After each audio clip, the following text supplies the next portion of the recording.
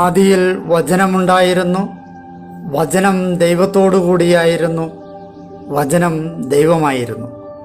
അവൻ ആദിയിൽ ദൈവത്തോടു കൂടിയായിരുന്നു. സമസ്തവും അവനിലൂടെ ഉണ്ടായി, ഒന്നും അവനെ കൂടാതെ ഉണ്ടായിട്ടില്ല. അവനിൽ ജീവനുണ്ടായിരുന്നു, ആ ജീവൻ മനുഷ്യരുടെ വെളിച്ചമായിരുന്നു. ആ വെളിച്ചം ഇരുളിൽ പ്രകാശിക്കുന്നു, അതിനെ കീഴടക്കുവാൻ ഇരുളിന് കഴിഞ്ഞില്ല.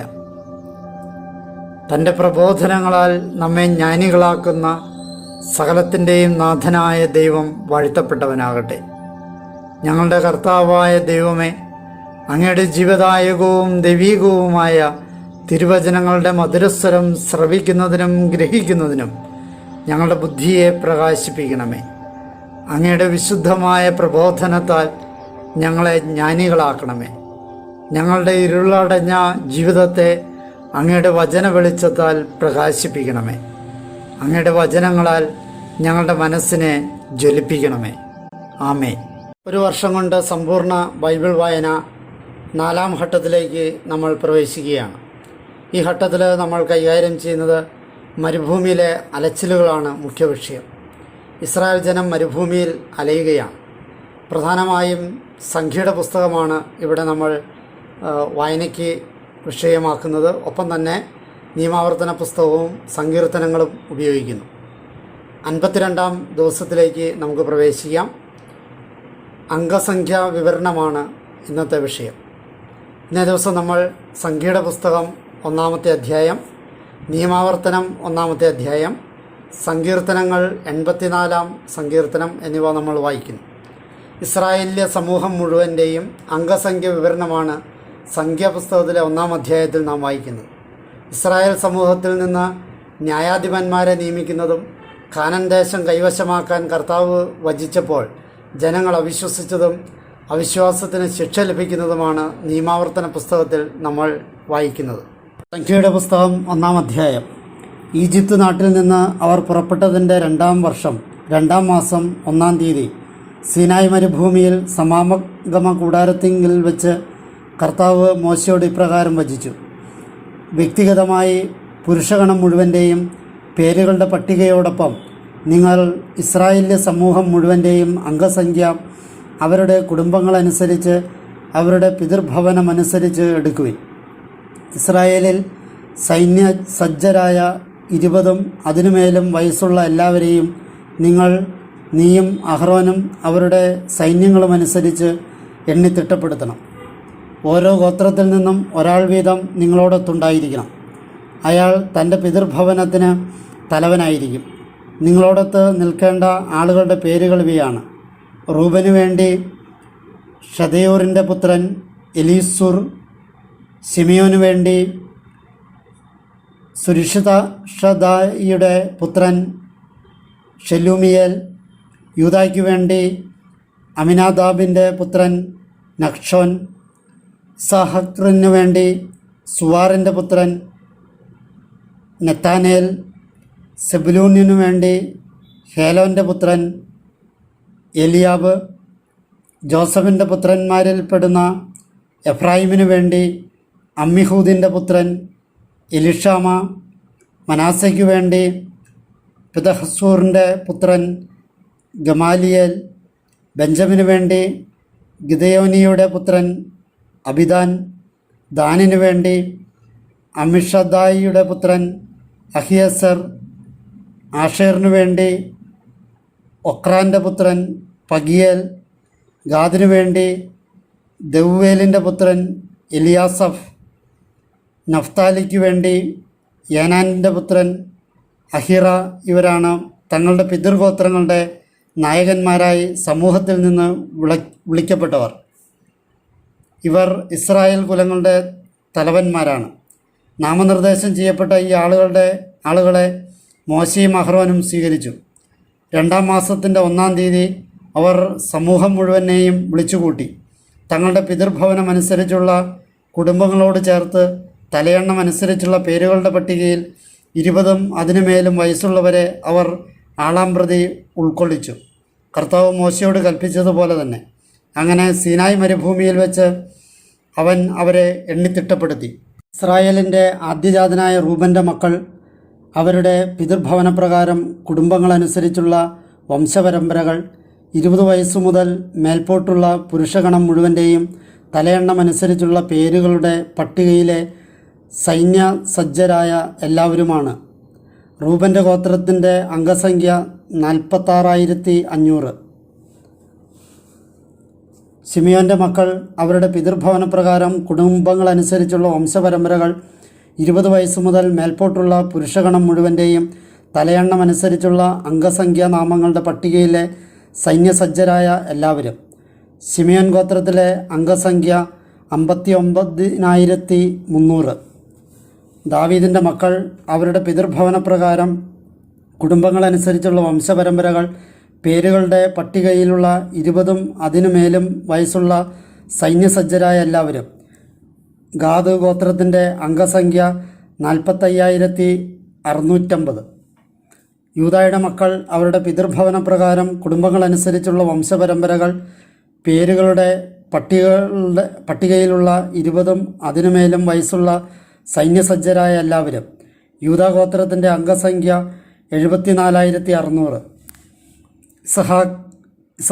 ഇസാഖറിൻ്റെ മക്കൾ അവരുടെ പിതൃഭവനപ്രകാരം കുടുംബങ്ങളനുസരിച്ചുള്ള വംശപരമ്പരകൾ പേരുകളുടെ പട്ടികയിലുള്ള 20 അതിനുമേലും വയസ്സുള്ള സൈന്യസജ്ജരായ എല്ലാവരും. ഇസാഖർ ഗോത്രത്തിൻ്റെ അംഗസംഖ്യ 54,400. സെബ്ലൂണിൻ്റെ മക്കൾ അവരുടെ പിതൃഭവനപ്രകാരം കുടുംബങ്ങളനുസരിച്ചുള്ള വംശപരമ്പരകൾ പേരുകളുടെ പട്ടികയിലുള്ള 20 അതിനുമേലും വയസ്സുള്ള സൈന്യസജ്ജരായ എല്ലാവരും. സെബ്ലൂൺ ഗോത്രത്തിൻ്റെ അംഗസംഖ്യ 57,400. ജോസഫിൻ്റെ മക്കളായ എഫ്രായിമ്യർ അവരുടെ പിതൃഭവനപ്രകാരം കുടുംബങ്ങളനുസരിച്ചുള്ള വംശപരമ്പരകൾ പേരുകളുടെ പട്ടികയിലുള്ള 20 അതിനുമേലും വയസ്സുള്ള സൈന്യസജ്ജരായ എല്ലാവരും. എഫ്രായിം ഗോത്രത്തിൻ്റെ അംഗസംഖ്യ 40,500. മനാസ്യർ അവരുടെ പിതൃഭവനപ്രകാരം കുടുംബങ്ങളനുസരിച്ചുള്ള വംശപരമ്പരകൾ പേരുകളുടെ പട്ടികയിലുള്ള 20 അതിനുമേലും വയസ്സുള്ള സൈന്യസജ്ജരായ എല്ലാവരും. മനാസ്യ ഗോത്രത്തിൻ്റെ അംഗസംഖ്യ 32,200. ബെഞ്ചമിൻ്റെ മക്കൾ അവരുടെ പിതൃഭവനപ്രകാരം കുടുംബങ്ങളനുസരിച്ചുള്ള വംശപരമ്പരകൾ പേരുകളുടെ പട്ടികയിലുള്ള 20 അതിനുമേലും വയസ്സുള്ള സൈന്യസജ്ജരായ എല്ലാവരും. ബെഞ്ചമിൻ ഗോത്രത്തിൻ്റെ അംഗസംഖ്യ 35,400. ദാനിൻ്റെ മക്കൾ അവരുടെ പിതൃഭവനപ്രകാരം കുടുംബങ്ങളനുസരിച്ചുള്ള വംശപരമ്പരകൾ പേരുകളുടെ പട്ടികയിലുള്ള 20 അതിനുമേലും വയസ്സുള്ള സൈന്യസജ്ജരായ എല്ലാവരും. ദാൻ ഗോത്രത്തിൻ്റെ അംഗസംഖ്യ 62,700. ആഷേറിൻ്റെ മക്കൾ അവരുടെ പിതൃഭവനപ്രകാരം കുടുംബങ്ങളനുസരിച്ചുള്ള വംശപരമ്പരകൾ പേരുകളുടെ പട്ടികയിലുള്ള 20 അതിനുമേലും വയസ്സുള്ള സൈന്യസജ്ജരായ എല്ലാവരും. ആഷേർ ഗോത്രത്തിൻ്റെ അംഗസംഖ്യ 41,500. നഫ്താലിയുടെ മക്കൾ അവരുടെ പിതൃഭവനപ്രകാരം കുടുംബങ്ങളനുസരിച്ചുള്ള വംശപരമ്പരകൾ പേരുകളുടെ പട്ടികയിലുള്ള 20 അതിനുമേലും വയസ്സുള്ള സൈന്യസജ്ജരായ എല്ലാവരും. നഫ്താലി ഗോത്രത്തിൻ്റെ അംഗസംഖ്യ 53,400. മോശയും അഹ്റോനും ഇസ്രായേലിൻ്റെ നായകന്മാർ 12 പേരും. അവർ സ്വപിതൃഭവനത്തിന് ഒരാൾ വീതമായിരുന്നു. തിട്ടപ്പെടുത്തിയ അംഗസംഖ്യയാണിത്. ഇസ്രായേല്യരുടെ മൊത്തം അംഗസംഖ്യ തങ്ങളുടെ പിതൃഭവനമനുസരിച്ച് ഇസ്രായേലിലെ സൈന്യസജ്ജരായ 20 അതിനുമേലും വയസ്സുള്ള എല്ലാവരുമായിരുന്നു. ആകെ അംഗസംഖ്യ 6,03,550 ആയിരുന്നു. ലേവ്യർ തങ്ങളുടെ പിതൃഗോത്രമനുസരിച്ച് അവരുടെ ഇടയിൽ എണ്ണപ്പെട്ടില്ല. കർത്താവ് മോശയോട് ഇപ്രകാരം വചിച്ചു: ലേവ്യ ഗോത്രത്തെ മാത്രം നീ എണ്ണി തിട്ടപ്പെടുത്തേണ്ട, ഇസ്രായേല്യരുടെ ഇടയിൽ അവരുടെ അംഗസംഖ്യ എടുക്കുകയും വേണ്ട. എന്നാൽ നീ ലേവായരെ സാക്ഷ്യത്തിൻ്റെ ആലയത്തിന്മേലും അതിൻ്റെ സകല ഉപകരണങ്ങളുടെ മേലും അതിനുള്ള എല്ലാറ്റിനും മേലും ചുമതലപ്പെടുത്തണം. ആലയവും അതിൻ്റെ എല്ലാ ഉപകരണങ്ങളും അവർ വഹിക്കട്ടെ. അവർ അതിനെ ശുശ്രൂഷിക്കട്ടെ. ആലയത്തിന് ചുറ്റുമായി അവർ പാളയമടിക്കട്ടെ. ആലയം നീങ്ങേണ്ടപ്പോൾ ലേവായരാണ് അത് അഴിച്ചിറക്കേണ്ടത്. ആലയം അടിക്കേണ്ടപ്പോൾ ലേവായരാണ് അത് സ്ഥാപിക്കേണ്ടത്. അതിനെ സമീപിക്കുന്ന അന്യൻ വധിക്കപ്പെടണം. ഇസ്രായേല്യർ പാളയമടിക്കേണ്ടത് തങ്ങളുടെ സൈന്യവ്യൂഹമനുസരിച്ചായിരിക്കണം. ഓരോ ആളും തൻ്റെ പാളയത്തോടനുബന്ധിച്ചും പതാകയോടനുബന്ധിച്ചും. ഇസ്രായേല്യ സമൂഹത്തിനുമേൽ ക്രോധമുണ്ടാകാതിരിക്കാൻ ലേവായർ സാക്ഷ്യത്തിൻ്റെ ആലയത്തിന് ചുറ്റുമായി പാളയമടിക്കണം. സാക്ഷ്യത്തിൻ്റെ ആലയത്തിൻ്റെ സുരക്ഷിതത്വം പാലിക്കേണ്ടത് ലേവായരാണ്. കർത്താവ് മോശയോട് കൽപ്പിച്ചതുപോലെയെല്ലാം ഇസ്രായേല്യർ ചെയ്തു. അപ്രകാരം തന്നെ അവർ ചെയ്തു. നിയമാവർത്തന പുസ്തകം 1-ാം അധ്യായം. നിയമം വിശദീകരിച്ചു തുടങ്ങുന്നു. മോശ ജോർദാനു മറുകരെ മരുഭൂമിയിൽ സുഫിനു മുമ്പിലായി പാറാനും തോഫാൽ, ലാബാൻ, ഹസേറോത്ത്, ഹിസഹാബ് എന്നിവയ്ക്കും മധ്യയുള്ള സമതലത്തിൽ വെച്ച് ഇസ്രായേൽക്കാരെല്ലാവരോടുമായി സംസാരിച്ച വചനങ്ങളാണിവ. ഹോറബിൽ നിന്ന് സെയ്ർ മല വഴി കാദേശ് ബർണായ വരെ 11 ദിവസം വേണം. ഇസ്രായേല്യരെ ഉദ്ദേശിച്ച് കർത്താവ് തന്നോട് കൽപ്പിച്ചതെല്ലാം അനുസരിച്ച് മോശ അവരോട് സംസാരിച്ചത് 40-ാം വർഷം 11-ാം മാസം 1-ാം തീയതിയായിരുന്നു. അതായത് ഹെഷ്ബോണിൽ വസിച്ചിരുന്ന അമോര്യ രാജാവ് സീഹോനെയും എദ്രയിൽ വെച്ച് അഷ്താരോത്തിൽ വസിച്ചിരുന്ന ബാഷാൻ രാജാവ് ഓഗിനെയും അവൻ നിഹനിച്ചതിനു ശേഷം ജോർദാന് മറുകരെ മൊവാബ് ദേശത്ത് വെച്ച് മോശ ഈ നിയമം ഇപ്രകാരം വിശദീകരിക്കാൻ ആരംഭിച്ചു. ഹോറബിൽ നിന്ന് യാത്ര തിരിക്കാൻ ആഹ്വാനം. നമ്മുടെ ദൈവമായ കർത്താവ് ഹോറബിൽ വെച്ച് നമ്മോട് ഇപ്രകാരം വചിച്ചു: ഈ മലയിലെ വാസം നിങ്ങൾക്ക് വേണ്ടത്രയായി. ഇനി അമോര്യഗിരിയും കാനാന്യനാടും സമതലത്തിലും മലയിലും താഴ്വാരത്തും ദക്ഷിണഭാഗത്തും കടൽ തീരത്തുമുള്ള അതിൻ്റെ സകല വാസസ്ഥാനങ്ങളും വരെ മഹാനദിയായ യൂഫ്രട്ടീസ് നദി വരെയുള്ള ലെബനോനും ലക്ഷ്യം വെച്ച് നിങ്ങൾ പാളയം നീക്കി മുന്നേറുവിൻ. നോക്കൂ, ഈ നാട് നിങ്ങളുടെ മുമ്പിൽ ഞാൻ വച്ചിരിക്കുന്നു. കർത്താവ് നിങ്ങളുടെ പിതാക്കന്മാരായ അബ്രാഹത്തോടും ഇസഹാക്കിനോടും യാക്കോബിനോടും അവർക്കും അവർക്ക് ശേഷം അവരുടെ സന്തതിക്കും നൽകാനായി വാഗ്ദാനം ചെയ്ത ദേശം നിങ്ങൾ പോയി കൈവശപ്പെടുത്തുവിൻ. ന്യായാധിപന്മാരുടെ നിയമനം. അക്കാലത്ത് ഞാൻ നിങ്ങളോട് ഇപ്രകാരം പറഞ്ഞു: തനിയെ നിങ്ങളെ വഹിക്കുകയെന്നത് എനിക്ക് അസാധ്യമാണ്. നിങ്ങളുടെ ദൈവമായ കർത്താവ് നിങ്ങളെ വർദ്ധിപ്പിച്ചിരിക്കുന്നു. ഇതാ, നിങ്ങൾ ഇന്ന് ആകാശ താരകങ്ങൾ പോലെ അസംഖ്യമായിരിക്കുന്നു. നിങ്ങളുടെ പിതാക്കന്മാരുടെ ദൈവമായ കർത്താവ് നിങ്ങളെപ്പോലെ 1000 മടങ്ങ് നിങ്ങളോട് കൂട്ടിച്ചേർക്കട്ടെ. അവിടുന്ന് നിങ്ങളോട് വാഗ്ദാനം ചെയ്തതുപോലെ നിങ്ങളെ അനുഗ്രഹിക്കുകയും ചെയ്യട്ടെ. നിങ്ങളുടെ ചുമടും ഭാരവും തർക്കവും ഞാൻ തനിയെ എങ്ങനെ വഹിക്കും? നിങ്ങൾക്കായി, നിങ്ങളുടെ ഗോത്രങ്ങൾക്കായി ജ്ഞാനികളും വിവേകികളും അറിവുള്ളവരുമായ ആളുകളെ നിങ്ങൾ നിശ്ചയിച്ചു തരുവിൻ. അവരെ നിങ്ങളുടെ തലവന്മാരായി ഞാൻ നിയമിക്കാം. അപ്പോൾ നിങ്ങൾ എന്നോട് മറുപടിയായി പറഞ്ഞു: ചെയ്യാൻ നീ ആവശ്യപ്പെട്ട കാര്യം നന്നായിരിക്കുന്നു. അങ്ങനെ ഞാൻ നിങ്ങളുടെ ഗോത്രത്തലവന്മാരെ ജ്ഞാനികളും അറിവുള്ളവരുമായ ആളുകളെ സ്വീകരിക്കുകയും അവരെ നിങ്ങളുടെ മേൽ തലവന്മാരായി സഹസ്രാധിപന്മാരും ശതാധിപന്മാരും അർദ്ധശതാധിപന്മാരും ദശാധിപന്മാരും നിങ്ങളുടെ ഗോത്രങ്ങൾക്ക് ഉദ്യോഗസ്ഥരുമായി അവരോധിക്കുകയും ചെയ്തു. അക്കാലത്ത് ഞാൻ നിങ്ങളുടെ ന്യായാധിപന്മാരോട് ഇപ്രകാരം കൽപ്പിച്ചു: നിങ്ങളുടെ സഹോദരങ്ങൾക്കിടയിൽ നിങ്ങൾ പ്രശ്നം കേട്ട് ഒരുവനും അവൻ്റെ സഹോദരൻ അഥവാ പ്രവാസി എന്നിവരും തമ്മിൽ നീതിപൂർവം വിധിക്കണം. ന്യായവിധിയിൽ നിങ്ങൾ മുഖം നോക്കരുത്. ചെറിയവനെയും വലിയവനെയും ഒന്നുപോലെ നിങ്ങൾ ശ്രവിക്കണം. ആരുടെ മുമ്പിലും നിങ്ങൾ കൂസരുത്. കാരണം ന്യായവിധി ദൈവത്തിൻ്റേതാണ്. എന്നാൽ നിങ്ങൾക്ക് ബുദ്ധിമുട്ടുള്ള കാര്യം എൻ്റെ അടുക്കൽ കൊണ്ടുവരുവിൻ, അത് ഞാൻ കേട്ടുകൊള്ളാം. അക്കാലത്ത് നിങ്ങൾ ചെയ്യേണ്ട കാര്യങ്ങളെല്ലാം ഞാൻ നിങ്ങളെ അനുശാസിക്കുകയുണ്ടായി. കാനാനിൽ സൂക്ഷ്മ നിരീക്ഷണം. നമ്മുടെ ദൈവമായ കർത്താവ് നമ്മെ അനുശാസിച്ചതനുസരിച്ച് നമ്മൾ ഹോറബിൽ നിന്ന് നീങ്ങി. അമോരിയ മലമ്പാതയിൽ നിങ്ങൾ കണ്ട ആ വിപുലവും ബീഭത്സവുമായ മരുഭൂമി മുഴുവൻ നടന്ന് കാദേശ് ബർണായ വരെ എത്തി. അപ്പോൾ ഞാൻ നിങ്ങളോട് പറയുകയുണ്ടായി: നമ്മുടെ ദൈവമായ കർത്താവ് നമുക്ക് തരുന്ന അമോര്യമല വരെ നിങ്ങൾ എത്തിയിരിക്കുന്നു. നോക്കൂ, നിന്റെ ദൈവമായ കർത്താവ് നാട് നിന്റെ സമക്ഷം വച്ചിരിക്കുന്നു.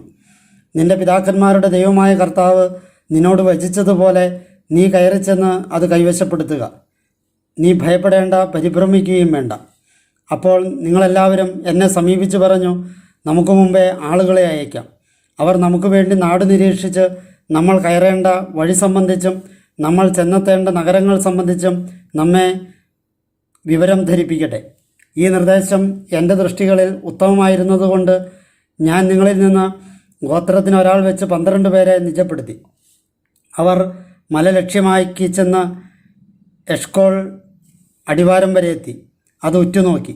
അവർ നാടിൻ്റെ കുറേ ഫലം കൈവശമെടുക്കുകയും നമ്മുടെ പക്കൽ എത്തിക്കുകയും ചെയ്തു. അവർ നമ്മെ വിവരം ധരിപ്പിച്ചതുകൊണ്ട് നമ്മുടെ ദൈവമായ കർത്താവ് നമുക്ക് തരുന്ന നാട് നല്ലതാണ് എന്ന് പറഞ്ഞു.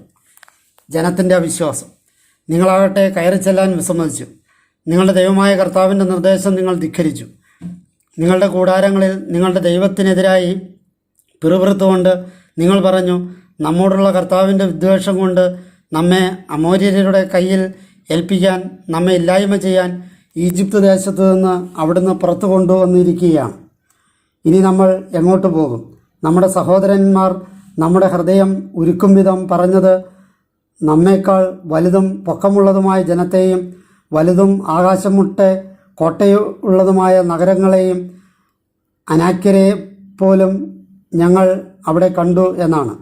അപ്പോൾ ഞാൻ നിങ്ങളോട് പറഞ്ഞു, നിങ്ങൾ പരിഭ്രമിക്കേണ്ട, അവരെ ഭയപ്പെടുകയും വേണ്ട. നിങ്ങളുടെ മുമ്പേ നടക്കുന്ന നിങ്ങളുടെ ദൈവമായ കർത്താവ് തന്നെ ഈജിപ്തിൽ നിങ്ങളുടെ കൺമുമ്പിൽ നിങ്ങളോടൊത്ത് പ്രവർത്തിച്ചതുപോലെയെല്ലാം നിങ്ങൾക്ക് വേണ്ടി യുദ്ധം ചെയ്തുകൊള്ളും. ഈ സ്ഥലത്ത് നിങ്ങൾ വന്നെത്തുന്നതുവരെ നിങ്ങൾ സഞ്ചരിച്ച വഴിയിലെല്ലാം നിങ്ങളുടെ ദൈവമായ കർത്താവ് നിങ്ങളെ ഒരാൾ തൻ്റെ മകനെ വഹിക്കുന്നത് പോലെ സംവഹിക്കുന്നത് നിങ്ങൾ മരുഭൂമിയിൽ കണ്ടു. എങ്കിലും ഇക്കാര്യത്തിൽ നിങ്ങൾ നിങ്ങളുടെ ദൈവമായ കർത്താവിൽ വിശ്വാസമർപ്പിക്കുന്നവരായിരുന്നില്ല. അവിടുന്നാകട്ടെ നിങ്ങൾക്ക് തങ്ങാനുള്ള സ്ഥലം നിങ്ങൾക്ക് വേണ്ടി തിരയാൻ, നിങ്ങൾ സഞ്ചരിക്കേണ്ട പാതയിൽ നിങ്ങൾക്ക് വഴികാട്ടാൻ രാത്രി അഗ്നിയിലും പകൽ മേഘത്തിലും നിങ്ങൾക്ക് മുമ്പേ നടക്കുന്നവനായിരുന്നു. അവിശ്വാസത്തിന് ശിക്ഷ. കർത്താവ് നിങ്ങളുടെ വാക്കുകളുടെ ആരവം കേട്ട് കുപിതനായി ഇപ്രകാരം ശബ്ദം ചെയ്തു: ഈ ദുഷിച്ച തലമുറ, ഈ ആളുകളിലെ ഒരാൾ പോലും നിങ്ങളുടെ പിതാക്കന്മാർക്ക് നൽകാൻ ഞാൻ ശബ്ദം ചെയ്ത നല്ല ദേശം കാണുകയില്ല. യെഫുന്നയുടെ മകനായ കാലെബാണ് ഒരു അപവാദം. അവനത് കാണും. അവൻ പദമൂന്നിയ നാട് അവനും അവൻ്റെ മക്കൾക്കും ഞാൻ നൽകും. എന്തെന്നാൽ അവൻ കർത്താവിനെ പൂർണ്ണമായി അനുഗമിച്ചു. നിങ്ങൾ നിമിത്തം കർത്താവ് എന്നോടും ഇപ്രകാരം കോപിച്ചു: നീയും അവിടെ ചെന്നെത്തുകയില്ല. നിന്റെ മുമ്പിൽ തുണ നിൽക്കുന്നവനും നൂനിൻ്റെ പുത്രനുമായ ജോഷുവ അവിടെ ചെന്നെത്തും. അവനെ നീ ശക്തിപ്പെടുത്തുക. എന്തെന്നാൽ അവനാണ് ഇസ്രായേലിന് ദേശം അവകാശമാക്കി കൊടുക്കുന്നത്. കൊള്ള മുതലാകുമെന്ന് നിങ്ങൾ പറഞ്ഞ നിങ്ങളുടെ കുഞ്ഞുങ്ങൾ, ഇന്ന് നന്മയും തിന്മയും തിരിച്ചറിയാത്ത നിങ്ങളുടെ മക്കൾ, അവരാണ് അവിടേക്ക് പോകുന്നത്. അവർക്ക് ഞാൻ അത് നൽകും. അവർ അത് കൈവശമാക്കും. നിങ്ങളാകട്ടെ തിരിഞ്ഞ് ചെങ്കടൽ ലക്ഷ്യമാക്കി മരുഭൂമിയിലേക്ക് നീങ്ങുവിൻ. അപ്പോൾ നിങ്ങൾ എന്നോട്, ഞങ്ങൾ കർത്താവിനെതിരെ പാപം ചെയ്തു, നമ്മുടെ ദൈവമായ കർത്താവ് ഞങ്ങളോട് ആജ്ഞാപിക്കുന്നതനുസരിച്ച് ഞങ്ങൾ കയറി ചെന്ന് യുദ്ധം ചെയ്യാം എന്ന് മറുപടിയായി പറഞ്ഞു. അനന്തരം ഓരോ വ്യക്തിയും തൻ്റെ രണായുധങ്ങൾ അണിഞ്ഞ് മലയിലേക്ക് കയറാൻ ലാഘവം കാട്ടുകയും ചെയ്തു. അപ്പോൾ നിങ്ങൾ കയറിപ്പോകരുത്, യുദ്ധം ചെയ്യുകയും അരുത്. എന്നാൽ നിങ്ങളുടെ ശത്രുക്കളുടെ മുമ്പിൽ നിങ്ങൾ പ്രഹരിക്കപ്പെടാതിരിക്കാൻ നിങ്ങളുടെ മധ്യേ ഞാനുണ്ടായിരിക്കുകയില്ലെന്ന് അവരോട് പറയുക എന്ന് കർത്താവ് എന്നോട് അരുൾ ചെയ്തു. ഞാൻ നിങ്ങളോട് സംസാരിച്ചെങ്കിലും നിങ്ങൾ ശ്രവിച്ചില്ല. നിങ്ങൾ കർത്താവിൻ്റെ വാക്ക് ധിക്കരിച്ച് ഔദത്യം കാട്ടി മലയിലേക്ക് കയറി. ആ മലയിൽ നിവസിച്ചിരുന്ന അമോര്യർ നിങ്ങളെ നേരിടാൻ പുറപ്പെട്ടു വന്ന് തേനീച്ചകൾ ചെയ്യുന്നത് പോലെ നിങ്ങളെ പിന്തുടർന്ന് സെയ്റിൽ ഹോർമ വരെ നിങ്ങളെ ചിതറിച്ചു. നിങ്ങൾ തിരിച്ചു വന്ന് കർത്താവിൻ്റെ മുമ്പിൽ വിലപിച്ചു. എന്നാൽ കർത്താവ് നിങ്ങളുടെ സ്വരം ശ്രവിക്കുകയോ നിങ്ങളുടെ നേർക്ക് ചെവി ചായ്ക്കുകയോ ചെയ്തില്ല. അങ്ങനെ നിങ്ങൾ ഇന്ന് നിവസിച്ചു പോരുന്നത് പോലെ അന്ന് ഏറെ നാൾ കാദേശിൽ താമസിക്കേണ്ടി വന്നു. സങ്കീർത്തനം 84. കർത്താവിൻ്റെ ഭവനം എത്ര അഭികാമ്യം. ഗായക നേതാവിന് ഹിത്യരാഗത്തിൽ കൊറൈഹ്യരുടേത് കീർത്തനം. സൈന്യങ്ങളുടെ കർത്താവെ, അങ്ങയുടെ നിവാസങ്ങൾ എത്ര മനോജ്ഞം. കർത്താവിൻ്റെ അങ്കണങ്ങളെ എൻ്റെ ആത്മാവ് കാക്ഷിക്കുന്നു, അത് തളരുകയും ചെയ്യുന്നു. ജീവിക്കുന്ന തമ്പുരാൻ്റെ പക്കൽ എൻ്റെ ഹൃദയവും ശരീരവും ആരവമുതിർക്കുന്നു. എൻ്റെ രാജാവും എൻ്റെ ദൈവവുമായ സൈന്യങ്ങളുടെ കർത്താവെ, കുരുകിൽ പക്ഷി പോലും ഒരു പോടും മീവൽ പക്ഷി തൻ്റെ കുഞ്ഞുങ്ങളെ കിടത്തുന്നതിന് തനിക്കായ ഒരു കൂടും അങ്ങയുടെ ബലിപീഠങ്ങൾക്കരികിൽ കണ്ടെത്തുന്നു. അങ്ങയുടെ ഭവനത്തിൽ വസിക്കുന്നവർ ഭാഗ്യവാന്മാർ. അവർ തുടർച്ചയായി അങ്ങയെ സ്തുതിച്ചുകൊണ്ടിരിക്കും. സല. തൻ്റെ ശക്തി അങ്ങിലായിരിക്കുന്ന മനുഷ്യൻ ഭാഗ്യവാൻ. അവരുടെ ഹൃദയത്തിൽ തീർത്ഥപാദങ്ങളുണ്ട്. ബാഗാത്താഴ്വരയിലൂടെ കടന്നു പോകുന്നവർ അതിനെ ഒരു ഉറവയാക്കി തീർക്കുന്നു. മാത്രമല്ല, മുൻമഴ കുളങ്ങളെ പൊതിയുന്നു. അവർ സംഘാനുസംഘം മുന്നേറുന്നു. അത് സിയോനിൽ ദൈവത്തിൻ്റെ പക്കൽ പ്രത്യക്ഷമാകും. സൈന്യങ്ങളുടെ ദൈവമായ കർത്താവെ, എൻ്റെ പ്രാർത്ഥന കേൾക്കണമേ. യാക്കോബിൻ്റെ ദൈവമേ, ചെവിക്കൊള്ളണമേ. സലാ. ദൈവമേ, ഞങ്ങളുടെ പരിചയെ കാണണമേ. ഞങ്ങളുടെ അഭിഷിക്തൻ്റെ മുഖം സൂക്ഷിച്ചു നോക്കണമേ. അങ്ങയുടെ അങ്കണത്തിലെ ഒരു ദിവസം 1000 ദിവസത്തേക്കാൾ നല്ലതായതിനാൽ ദുഷ്ടതയുടെ കൂടാരങ്ങളിൽ വസിക്കുന്നതിനേക്കാൾ എൻ്റെ ദൈവത്തിൻ്റെ ആലയത്തിൽ വാതിൽ കാവൽക്കാരനാകാൻ ഞാൻ ആഗ്രഹിക്കുന്നു. എന്നാൽ ദൈവമായ കർത്താവ് സൂര്യനും പരിചയമാണ്. കർത്താവ് ഔദാര്യവും മഹത്വവും നൽകുന്നു. നിർമ്മലതയിൽ വ്യാപരിക്കുന്നവർക്ക് അവിടുന്ന് നന്മ നിഷേധിക്കുകയില്ല. സൈന്യങ്ങളുടെ കർത്താവെ, അങ്ങിൽ ആശ്രയിക്കുന്ന മനുഷ്യൻ ഭാഗ്യവാൻ.